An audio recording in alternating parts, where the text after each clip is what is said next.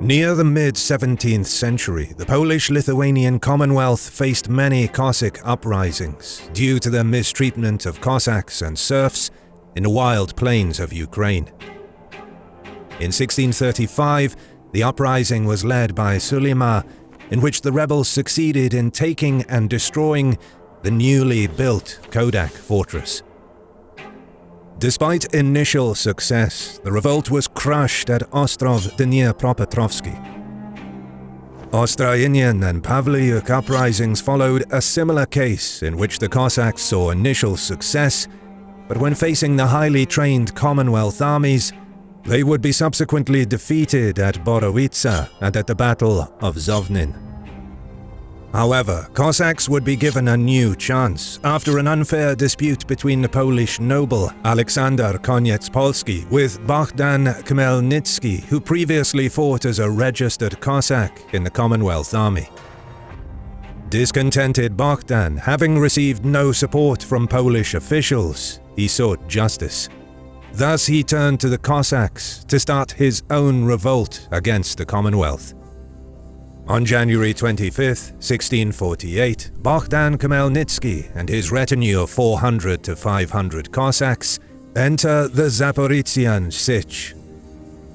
There Bohdan would rally his countrymen through an arousing speech, signifying the issues that were placed upon them, convincing the Rada to elect him as their new hetman.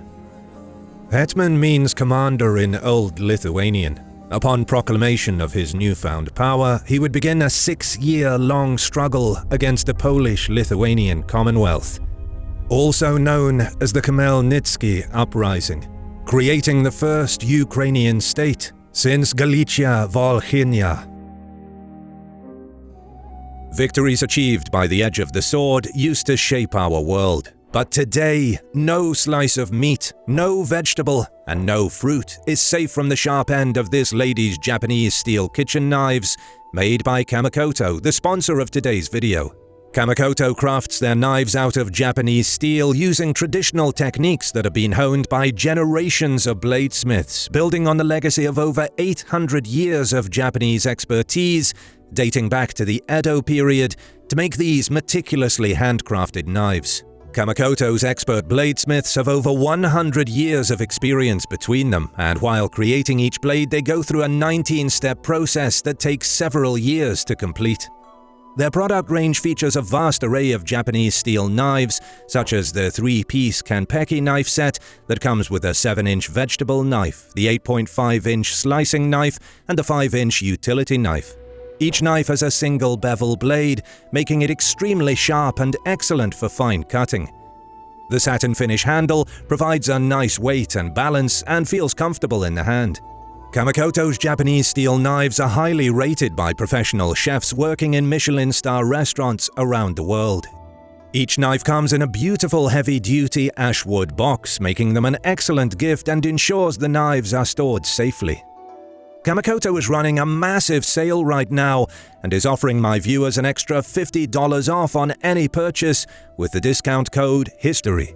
Using the link below helps my channel, so if you're looking for quality kitchen knives or wish to gift someone a set of Japanese steel knives, go to kamakoto.com/HistoryMarche to get a huge discount.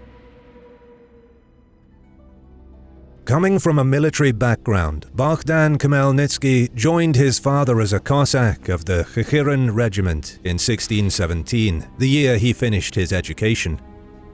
As soon as the Polish-Lithuanian Commonwealth started fighting the Ottoman Empire in 1619, he and his father were transferred to Moldavia. His father was killed at the Battle of Sakura on September 17, 1620, and young Khmelnytsky was seized by the Turks, along with many other people, including future hetman Stanisław Koniecpolski. He was held captive in Constantinople for the following 2 years by an Ottoman Kapudin Pasha. Other stories claim that he spent his servitude learning Turkic languages while working as an oarsman on galleys in the Ottoman Navy. Most historians believe Khmelnytsky either escaped or was ransomed from the Ottomans. Sources vary as to his benefactor, his mother, friends, the Polish king, but perhaps by Krzysztof Zbaraski, ambassador of the Commonwealth to the Ottomans. In 1622, he paid 30,000 thalers in ransom for all prisoners of war captured at the Battle of Sikora. Upon return to Subotiv, Khmelnytsky took over operating his father's estate and became a registered Cossack in the Khyren regiment. In 1637, his devoted service earned him the title of Registered Cossack Military Clerk. Field Hetman Mikołaj Potocki appointed a new Cossack eldership on December 24, 1637, following the town of Borovica's surrender to the Pavliuk revolt. Some of the elders either joined Pavliuk or were slain by him, so he was forced to do it. Khmelnytsky was the one who prepared and signed an act of submission due to his new status. The next spring, under the new leadership of Ostronian and Hunya, fighting broke out once more in Borovica. Mikołaj Potocki was victorious once more, and on August 3, 1638, the rebel Cossacks were compelled to submit following a 6-week siege. Despite Bohdan's loyalty to the Polish crown, trouble was growing at his home as magnate Stanisław Koniecpolski, a supporter of equitable treatment for Cossacks, passed away, and his successor Alexander redrew the maps of his property and claimed Khmelnytsky's domain as his own. Khmelnytsky submitted a number of letters and petitions to various Polish royal representatives in an effort to secure protection from the strong magnate, but in vain. Koniecpolski officially gave the Khyren starosta Daniel Chapliski permission to capture the Subotiv estate at the end of 1645. Taking advantage of his good status at the Polish court, Khmelnytsky set up a meeting with King Władysław IV in the summer of 1646 to present his case. However, repeatedly his pleas for justice would be ignored.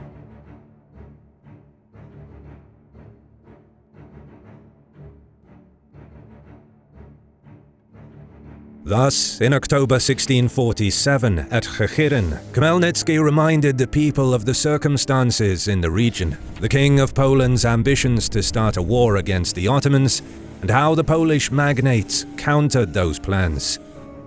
He displayed the king's letter, and in the end declared that it was the perfect moment for an uprising when there were conflicts among Poles. His audience, however, was not ready to follow his proclamations, citing a lack of weaponry, the strength of the Polish armed forces, and other issues. Khmelnytsky would then strengthen his support among the people by promising an alliance with the Crimean Tatars. Radliński, a subordinate of Alexander Koniecpolski, detained Khmelnytsky in the village of Buzin, which was located 30 kilometers north of Khyren, and transferred him to Krylew. An old Polish friend of his, who warned Khmelnytsky about a scheme on his life, secured Khmelnytsky's bail release. Khmelnytsky went out for the lower Dnieper River in search of others who had suffered similar mistreatment, since he had nowhere else to turn for protection. However, according to other accounts, he instead traveled to Trach-Damiaiv, the administrative hub for registered Cossacks, before abruptly changing course and traveling towards the Zaporizhian Sich with his oldest son, Timothy, and 20 cavalrymen in his escort. Fedir Liute, a former registered Cossack and one of his comrades, was chosen as Kosh Otaman at that time. On or around December 11th, 1647, according to some other accounts, January 15th, 1648, Khmelnytsky traveled to Zaporizhia, where he encountered Liute on the island of Tomakivka. At this time, a Polish garrison of the Cherkasy Cossack regiment and a squad of dragoons commanded by Colonel Gorski were stationed on the nearby island of Kortychia. When Khmelnytsky and his soldiers arrived, the uprising's preparations moved forward more quickly. A number of envoys were dispatched to Bakhchisaray and the Don Cossacks. Tatars in Crimea, however, had doubts about the Cossacks' impending revolt, which was put down by the Ordination of 1638. The Commonwealth learned about an insurrection around April 21st to 22nd, 1648. Grand Crown Hetman Mikołaj Potocki and Field Crown Hetman Marcin Kalinowski of the Commonwealth sent a vanguard of 3,000 soldiers, led by Potocki's son Stefan, deep into Cossack territory, before waiting to assemble additional forces from Prince Yeremy Winyowiecki, either because they misjudged the size of the uprising or because they wanted to act quickly to stop it from spreading. Approximately 1,700 registered Cossacks made up the majority of Stefan's army, which also included 550 Cossacks in cavalry and 700 to 800 dragoons.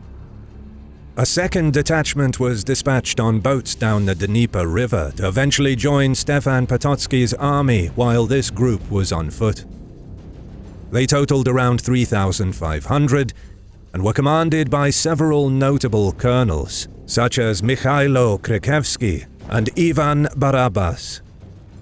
They were virtually completely registered Cossacks, along with about 80 German dragoons. Hetman Mikołaj Potocki sought to assemble local reinforcements from the numerous private armies of the local magnates, as well as from the Pospolite Rosenia, while a unit of 5,000 troops stayed with him, comprised of Polish nobility. The first group to arrive at the meeting place was Stefan's. On April 28, 1648, Stefan Potocki's soldiers encountered Khmelnytsky's army near the modern-day city of Zhovti Vody. At this juncture, the Commonwealth forces were vastly outnumbered by Tatar Cossack soldiers numbering 7,000, which included 1,000 Cossacks and 5,000 Crimean Tatars under the direction of Tugay Bey. After the first minor clashes between the Polish vanguard and Tatar scouts on the 27th of April, Stefan Potocki arrived at Zhovti Vody and ordered his force to establish a camp in the Tabor formation, allowing a messenger to be sent to contact Hetman Mikołaj Potocki while they were at the river Zhovti. Unfortunately for the Poles, however, the messengers were intercepted by a small Tatar skirmishing party. The appearance of the Tatars surprised the crown troops, since they were unaware of the Cossack-Tatar alliance. On April 29th, Tatars assaulted Polish forces which consisted of registered Cossacks and 500 to 600 dragoons in front of the Tabor and forced them to retreat. The Poles were properly reinforced by the following 3 Cossack banners. The Tatars were unable to crush the Poles and had gained heavy losses. The Poles learned from captive prisoners that the Tatars numbered 12,000 men, with more on the way. Hastily, they called a council of war. Polish commanders agreed that fighting a battle in the open field was impossible in the face of the large numerical superiority of the enemy, according to exaggerated comments by the captives. There were 2 options: evacuate in Tabor formation to Krylov or wait in the fortified camp until the main army hetmans arrived. The Poles decided to stay. They began fortifying a camp near the water under the direction of Jan Fryderyk Sapieha. The main Tatar army joined on April 30th, with the Cossack force joining them 4 hours later. The Poles were then surrounded. There was no fighting that day. On May 1st, Tatars and Cossacks agreed to conduct a 2-pronged attack on the Polish camp. Following the opening shooting on the camp, the Cossacks launched their attack. They attempted to distract the defenders from Tugay Bey's attack from behind. But the Tatars were late and attacked after the Cossacks had already retreated. This enabled the Poles to effectively repel the Tatars. Later, Khmelnytsky and Tugay Bey attempted more attacks against the Poles, but each engagement was unsuccessful. Tatars and Cossacks sustained substantial losses and retreated after a 6-hour battle. On May 1st, the Cossacks erected a rampart near the Poles, where they put cannons. But at daybreak, the defenders promptly attacked, took the position, and demolished the defenses. Hetman Mikołaj Potocki, who had received word on May 3rd, 1648 of his son's plight, could not move his forces in time to reinforce the Commonwealth's position, with his forces getting to within 100 kilometers from the site of the battle. Mikhailo Krychevsky's 3,500 registered Cossacks mutinied on May 4th, 1648, at Kamyanyi Zaton, murdering all the officers. Krychevsky himself was taken prisoner and would join Khmelnytsky's army. Cossacks who remained faithful to the crown, such as Ivan Barabash, were slaughtered, as were the German dragoons among them. On May 13th, rebellious Cossacks came to the battlefield. The next day, Stefan Potocki's already small army shrank to 1,000 men, when the 1,200 registered Cossacks and dragoons that arrived with him joined the insurrection. Ivan Hansa of Polkovnik is credited for persuading his fellow registered Cossacks to support Khmelnytsky. This opened a gap in the Polish defenses, which the Cossacks assaulted, aided by Tatars, but were repulsed. At this point, Khmelnytsky's army had expanded to almost 11,000 troops. The longer the battle went on, the larger and more powerful the rebellion became. Despite the overwhelming numerical advantage, seizing Polish defenses was no easy task, especially considering the Cossacks' lack of heavy artillery. As a consequence, the Tatars and Cossacks came to an agreement to instead use deceit to steal the Polish camp. Tugay Bey suggested negotiations with the Poles. Later that day, Khmelnytsky met with Stefan Potocki's agents, who discussed handing over their position and artillery in return for safe passage. Colonels were soon dispatched to the Cossacks, which included Colonel Crooknose, to discuss the terms. Khmelnytsky set strict conditions to provide the Cossacks with Polish guns, flags, and Commissioner Semberg. The Poles agreed on everything except for Semberg. Finally, a deal was reached. The Poles would be granted safe passage in exchange for the artillery. However, after surrendering the cannons, Khmelnytsky violated the agreement and imprisoned the Polish delegates, and Colonel Crooknose escaped. The next day, an effort was made to break free from the encirclement, with Poles and Tabor marching towards the lightly defended village of Kryliv. They were halted, however, at the expense of hundreds of men taken by the Tatars. On May 16th at night, under the command of Stefan Potocki, they decided to leave the camp and cross the Zhovti River. They slowly left, carrying some 40 baggage trains. However, they were betrayed by an escapee who informed Khmelnytsky of the Polish retreat. Tatar horsemen rushed to catch the Poles and easily surrounded them. The Polish army, with no cover, had to press on forward while under volleys of arrow fire. Their army moved so slowly that the Cossack infantry managed to catch up and attack with all of its might. Cossacks also carried many of the cannons that were handed to them, which would now be used against the Poles. The combined forces of Tatar horsemen and Cossacks under the command of Khmelnytsky's Colonel Crooknose overwhelmed Potocki's Tabor formation and thoroughly destroyed the fleeing force. 300 soldiers were taken prisoner. Most of his men, including himself, would be captured. However, due to Stefan Potocki's wounds in his final clash, he would die soon after. Zhovti Vody would be the first of Bohdan's victories. Encouraged by his success, the Cossack and Tatar forces marched to meet Hetman Mikołaj Potocki's men at the Battle of Korsun. If you stayed around this far, thank you for watching. Don't forget to subscribe and leave a comment as a sacrifice to the algorithm. You can also support us on Patreon and get ad-free early access to our videos for as little as $1, or by clicking the thanks button below to leave a one-time tip. As always, we'll see you in the next one.